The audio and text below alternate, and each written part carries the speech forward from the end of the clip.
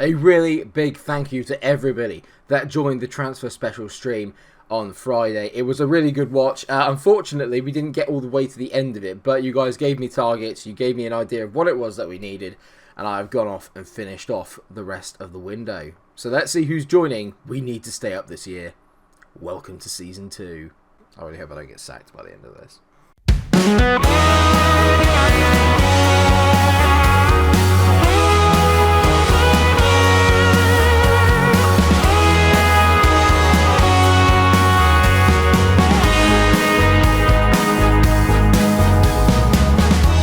Welcome everyone back to the Leeds United save. I'm feeling good today, I'm feeling ready. I've got my white shirt on as well to go with the team. But we're away at Stamford Bridge first game. But what team will be lining up, you say? It's a very different looking lineup now to what it was last year. Let's meet the new boys. For those of you that could not make the stream, I will quickly run you through some of the details. We'll go through the sales first. Bamford has gone. Pablo Hernandez has gone. He went on a free because it was the end of his contract. Matthias Klitsch has gone for £11 million. Boggess has gone for £10 million. He was a bit annoying about that one, but he wanted to leave. But he was a good young player, Matthias Boggess. I think that's how you say it. Actually, I'm glad he's gone just because I can't pronounce the name. Barry Douglas has gone out on loan to Salernitana, wherever the world that is. And Tyler Roberts has gone off to Boca Juniors. Yeah, £10 million though. Pretty good deal. But there's no need to fear, for I've brought in many, many replacements. It's worth noting that, unfortunately, some of the under-19 signings, which I have no control over, are in here. So I'm going to try and kind of work my way through them and not include them because they're not going to be a part of the first team this year. Anyway, let's just crack on and see what we did with the window. I'll start with the signings that we confirmed during the stream, so obviously we get them out of the way first, so anyone that did see the stream can have the surprise ones afterwards. £2.8 million we got for Jordan Lukaku. Very, very solid player. Physically very good. Mentally very solid as well. 17 off the ball. He's much more of an attacking wing-back, which is exactly what I wanted. It's going to be shared between him and Leif Davis this year now that Barry Douglas has gone, so I just need another left-back. Technically not the best in the world, but again, going forward, very good. I'm not changing my philosophy just because we're in the Premier League. We only really know one way of playing, and we're going to live or die by it. There's no point trying to defend this year on FM and be clinical. It just doesn't work. It doesn't work for me anyway. I can't figure out how to do it. Especially with a defence like ours, we're going to concede too many goals. So the best way of doing it, best form of defence is attack, in my mind. So Jordan Lukaku will help for that. Another player I bought in is Sebastian Vassiliadis. Oh my, I might just change him to Seb. Let's call him Seb, alright? So Seb has come in. He is a box-to-box midfielder, and you can tell here, the whole reason why I bought this guy in is the mentals. Look at his mental attributes. 17 aggression, 16 bravery, 17 determination, 15 off the ball, 15 teamwork, 17 work rate. He is going to be a box-to-box carrier. He's going to win me the ball back. He's just going to be an Iron Man and a powerhouse. The German James Henderson. The German James Milner. That's what I'm deeming him right now. Only 22 years old, got him for £7.5 million from Paderborn, which I think is a really good deal. Could do a little bit of work on his mentals, but again, he's quite young and he will get better. I'm very pleased with this signing. Could be one of the more underrated ones this window. And the last one that I confirmed during the stream was that of Zeno Van Hudson, a player well known to many players on Football Manager this year. I've yet to actually play with him, but this time I thought, you know what, I need to get him in. The 4 aggression in a centre-back is a little worrying. Hopefully that will go up with time.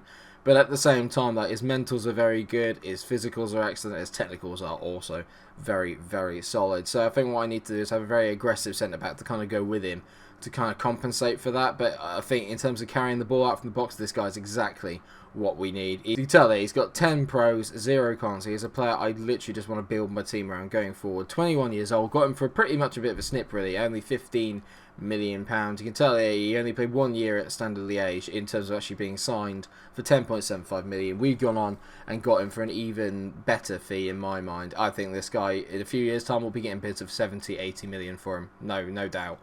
This one's a pretty simple, straightforward one. We already knew Helder Costa was coming in and we already know what to expect from him, so I won't spend too much time on him. A little bit disappointed last year, only 10 goals and 33 appearances. I was expecting a bit more, but to be fair, he spent half of it injured. So I've made a lot of signings, but one that I definitely needed to make was a backup goalkeeper for Kika Casilla, and Angus Gunn fitted the bill. £1.1 million I got him from Southampton, who recently just got relegated to the Premier League. Relegated to the Premier League? What division are they in? Relegated to the Championship. Solid, very, very solid attributes. He's been there, he's done it, he knows the Premier League. He can still get better. He's only 24, but he's nowhere near like a long-term sort of ideal fit for goal. We'll sort that out in another window. For the time being, though, he's a good backup. Another deal I think is actually quite good value was buying in Ryan Fredericks. We managed to buy him in for, oh god, it's quite cheap, £4.9 million. £4.9 million for another defender who's kind of been there, done it, got a few Premier League years of Premier League experience under his belt. The physicals, again, he's going to be very much like the Lukaku on the other side of the pitch, just very kind of attacking based. Probably a little bit better defensively than Lukaku, and maybe physically not quite as good, but at the same time, again, it was more like bargain value. We didn't have that much money to spend, and I needed to get in players that had some experience, but also sort of improve what I had. He certainly does that on Luke Ayling. Time to get into the more exciting signings. Here's Rob Holding. To be fair, he's actually quite good. We got him in on loan. We are paying a bit for it, but to be fair, the board took care of this one. I had no deal on the finances for this. I just said to them that I could really do with Rob Holding if that's okay, and they went, yeah, leave it with us.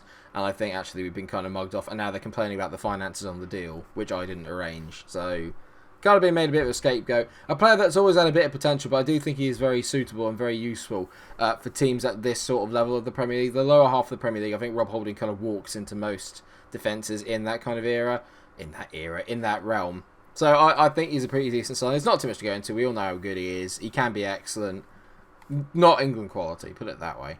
Now we are getting to the kind of exciting signings, and Jason is one of these players. Brought him in from Getafe for a mere £7 million, and you look at him and you think, yeah, the main reason why I bought him in is versatility. You can play on the right, you can play on the left, you can play anywhere on the right, so he's also another full sort of right back as well to go with Ryan Fredericks. So I've really, really clamped down on that area, and I'm very, very happy with this signing indeed. When Helder Costa's injured, I know Jason can come in, do a job. You can tell he's an important player and can still improve. At 26 years old, he's probably not going to improve that much more, but we can still get some really, really good years out of him. And particularly, he's not stand out in any realm, but he's just, why is it about me in the word realm? He's not stand out in any kind of particular area. There you go. But at the same time, he's just well-rounded and everything. I really like the idea of getting him for £7 million as well as an absolute snip.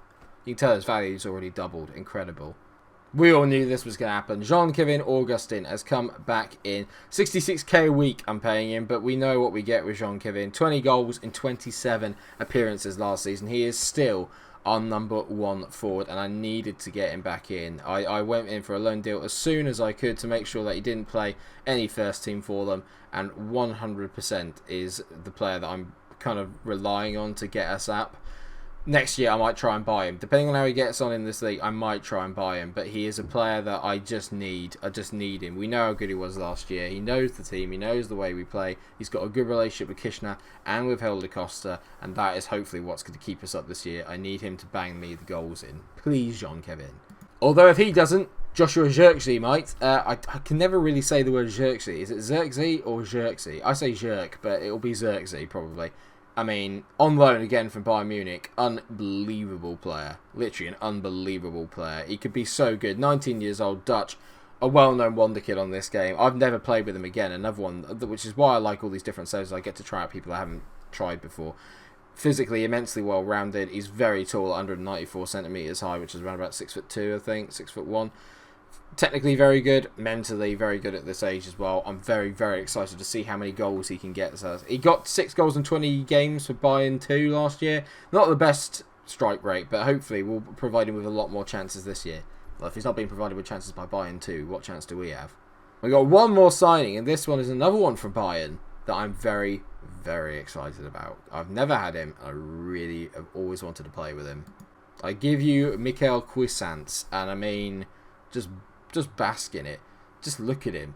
Ultimate, well-rounded player. Ultimate midfielder. Can play in the advanced playmaker role. Can play as a deep line playmaker. In the centre of the park. Can play at defensive mid. Can even play up front. I am absolutely buzzing to try this player out. He looks amazing. He's got great player traits as well. He curls the ball. Likes to switch it to the other flank, which will be really important when we're on the counter-attack and when we're trying to break teams down. Vision of 16 stands out. Passing 16. Technique 16. Corners 16.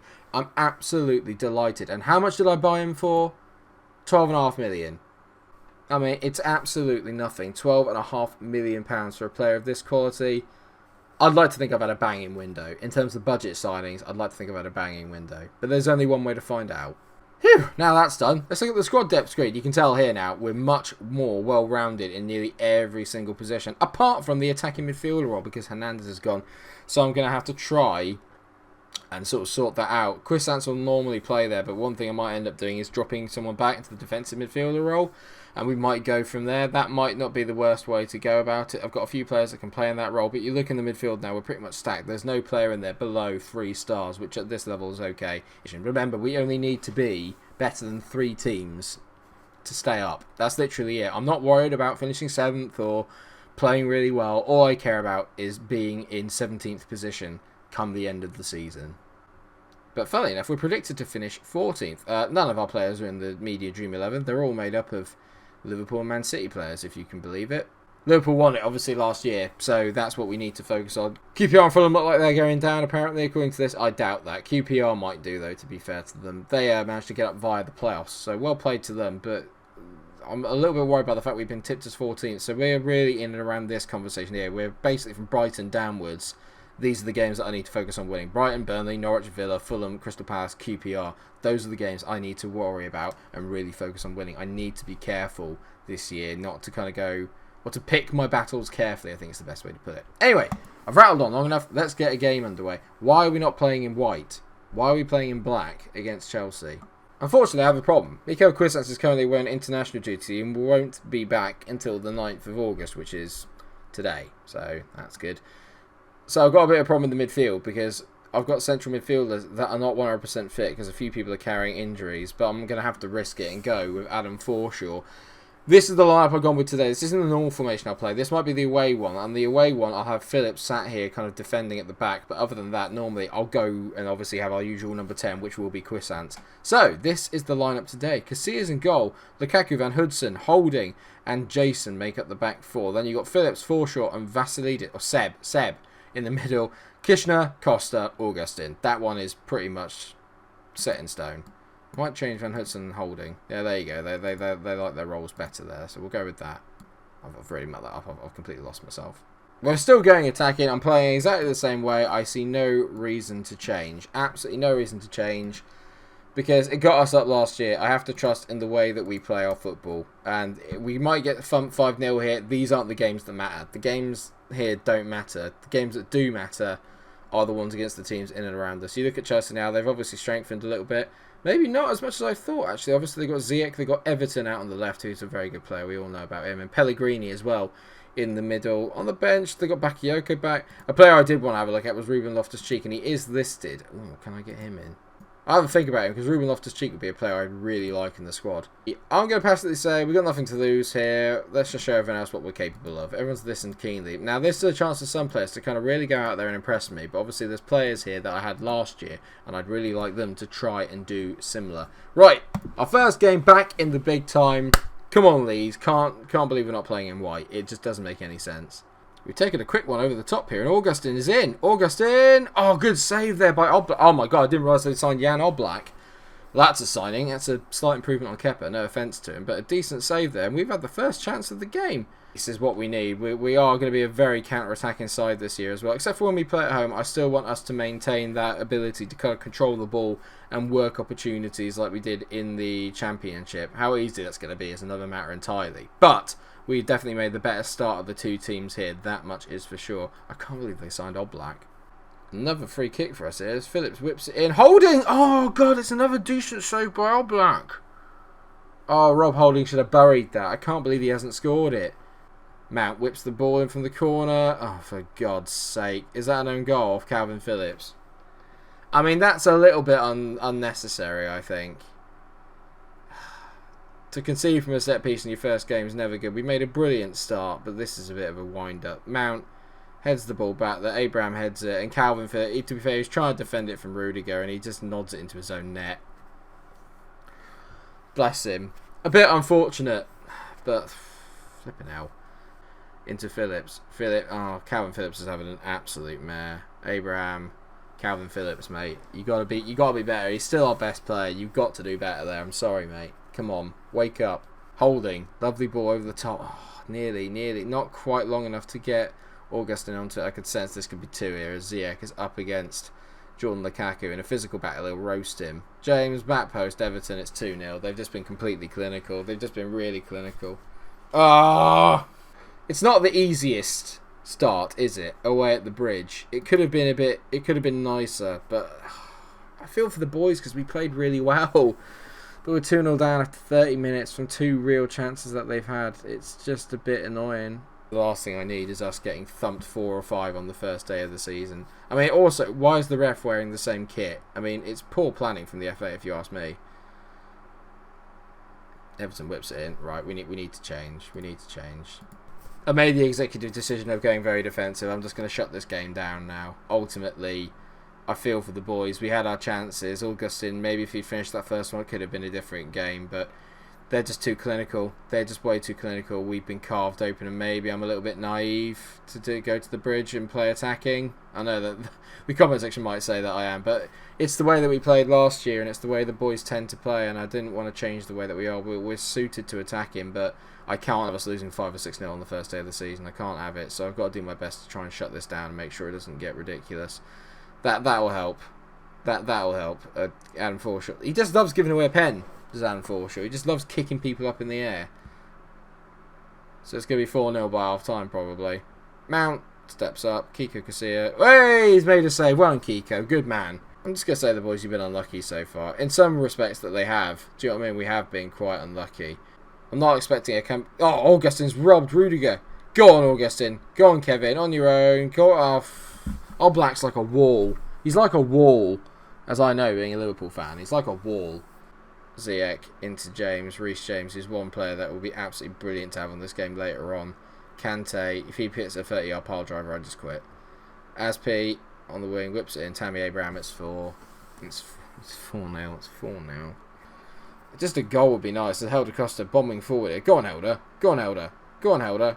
Helder Costa, it's miles wide. But we've had a shot. Oh, for God's sake. Well, there's the final whistle. 4-0. That's painful. That's a really bad start. A 4-0 away. It would have been nice to start with a home one. I guess the question now is, where do we come back? Normally, obviously, we play the big games, but if I play all the big games, you're just going to see us get stuffed all the time. Now, obviously, you've got Arsenal and Liverpool standing out, but I just don't fancy that. I think we've got to focus on the relegation scraps. Those are the ones that we need to focus on. So I'm thinking we come back for Norwich and Fulham.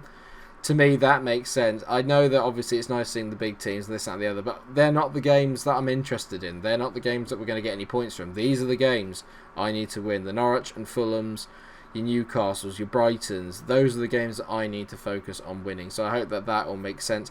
That'll be the next episode then. Norwich and Fulham. And let's hope to God that we have some points by then. We've got a decent sort of run here with Bournemouth and Palace, both hosted at Ellen Road. Hopefully the home form can keep us up this year. I mean, that's what I'm praying for. Let's hope so. Thank you so much for watching the episode. I hope that you have enjoyed it. Let me know what you think of my signings down in the comment section. Do you think we have enough to stay up? Be kind to me. And while you're there, of course, do drop a like on the video, share and subscribe, and until I see you for another episode of the Leeds Save, where hopefully I'll have some points on the board.